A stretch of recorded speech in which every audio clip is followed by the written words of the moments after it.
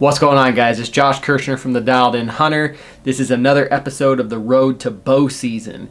In this episode, we're going to be talking about another preseason routine of mine, and that is practicing with multiple archery releases. So what I mean by that is I always carry a backup release in the field. Doesn't matter what hunt I'm on, if it's a backpack hunt, a truck hunt, doesn't matter what species. I don't care how good the release is that I'm using most of the time, I always have a backup release with me in my backpack. Reason being is a long time ago, I was hiking into an area for mule deer, took a tumble, fell right on my release aid, didn't think much of it, got to the blind that I was gonna sit in, and just wanted to do like a practice draw, right? Just to kind of see if I had clearance, if I had room to draw my bow back and everything.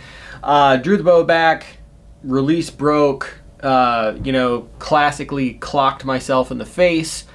Come to find out, there was actually a rock that was stuck inside of the release that was preventing the hook from locking all the way, so it gave on me. Luckily, I had the tools to fix that and put everything back together, but had I not, that could have been the end of a hunt for me. So ever since then, I have always vowed to carry a backup release aid with me, and not just that, but be familiar with shooting both of the releases. Okay, so not just spending the entire year shooting my main release, I also want to shoot my backup release, so I'm familiar with it, because they are different, man. Even if you get I've gotten the same exact release in the past and had like a clone of my main release, and it's still, like, even though it was very, very similar feeling, it wasn't quite perfect with the first release I was using. So I'm going to talk about the releases I carry with me, and I'm going to tell you how I use them, and then I'm going to go in the backyard and we're going to see if everything is lined up, if there's a different point of impact. I don't think there should be, but the main thing is to just, for me, is to just like brush up and stay in a zone of practice routine with both of the releases. I spend most of my time with this release right here, okay? This is the Carter Like Mike 2. It's an index release. I really, really like this thing because the trigger is further back on it. It's got a web connect right here that I can really shorten up, because I really like to get a full hook on the trigger of my release. I'll show you that right here. This is a little shot trainer from MD50 Gear. Pretty cool.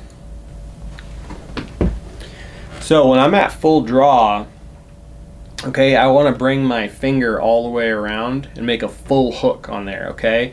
Now I also take my middle finger and I touch this bolt right here. I just kind of use that as another anchor point. But how I do that, anchor in, and then I relax my wrist, keep applying backward pressure, and it just goes off like that, right? So I get a surprise shot with this. This is what I really like to use. But my backup release that I have is actually a thumb release from Stan. It's the Pearce.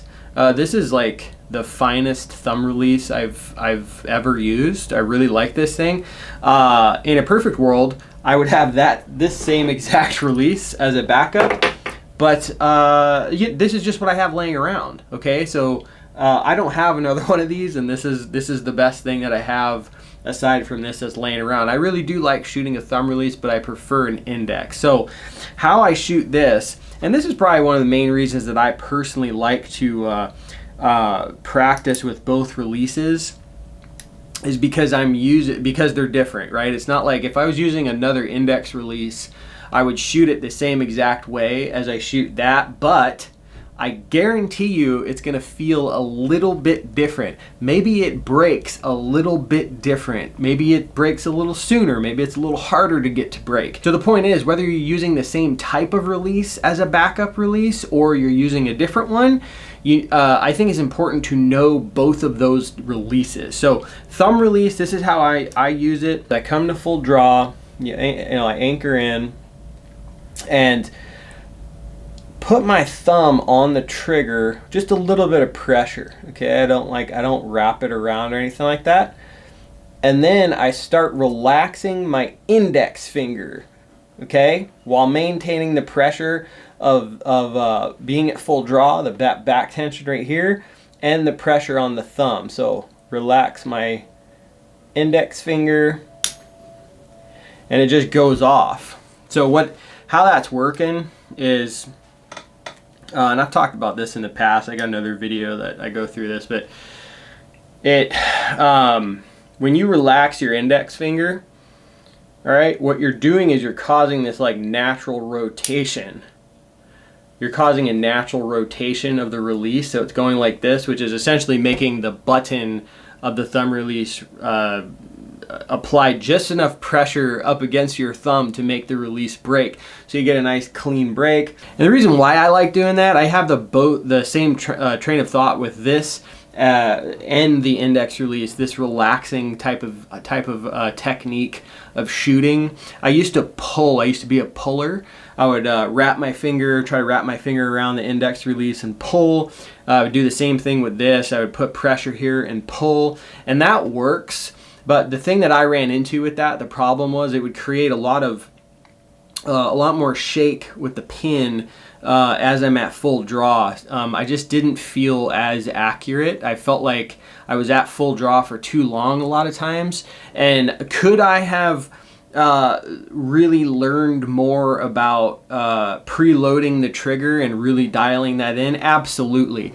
But for me, this relaxing type of thing, I think it translates the best to how I personally shoot, because I think a bow, you should have very little influence on how that bow is shooting. I think if you let a bow shoot itself, essentially, the least amount of interference that we can put on our bow, I think the more consistent that bow is going to shoot. So now that I've rambled about these releases a little bit, we're going to go into the backyard and I'm going to shoot this release as well as this release back to back, and we're going to see what the arrows do. Got arrows, we've got the bow. Go through my dark hallway.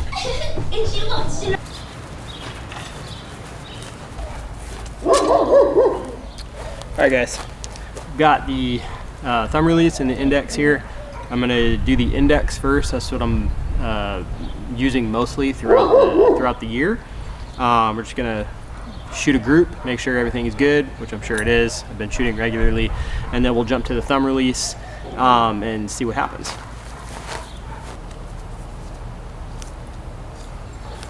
All right, this is just at 20 yards here, right in the backyard. Sorry about the dog barking in the background.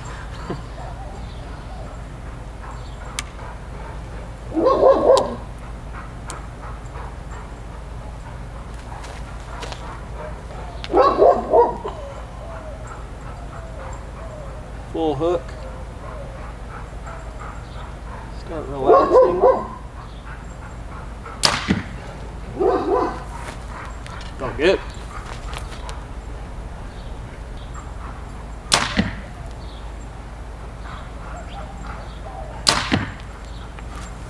All right. Let's go check it out.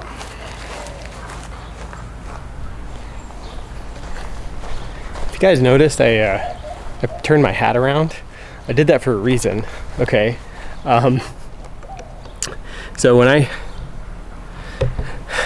I shoot with my hat backwards, this hand right here actually hits the bill of my hat, and it causes left-right inconsistencies for me. So I always like to shoot with my hat forwards so that doesn't happen. Okay, here's the group right here.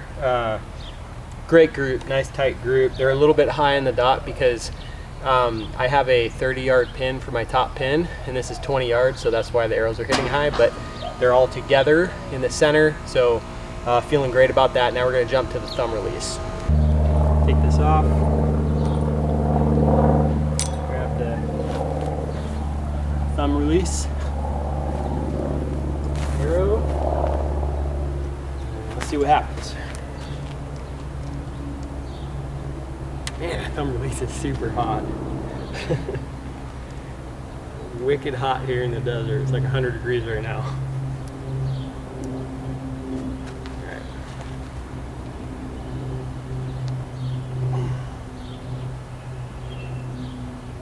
Pressure, relax.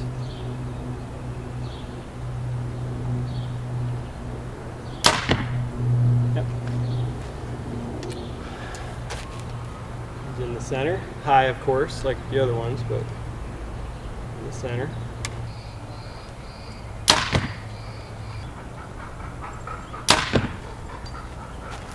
All right, let's go check it out.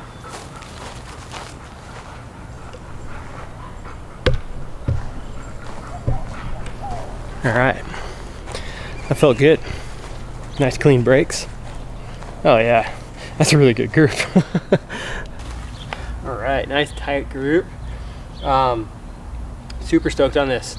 The main thing I'm paying attention to here is the left-right with these releases.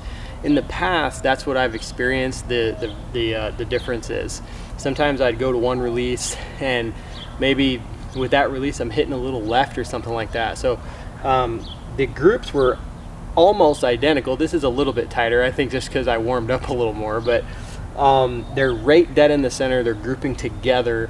So stoked on those results, man. I think it's super important to actually practice with both of the releases that you're going to bring with you in the field. Know your releases, because if there comes a time where you actually have to jump to that backup, you better have confidence in that other release, so you can draw back on an animal and know that that arrow is going to go exactly where you want it. I really hope you enjoyed this. Thanks for watching. Thanks for all the support so far on the road to bow season. If you like the video, please hit thumbs up. If you like the channel, please hit subscribe. And until next time, know your releases.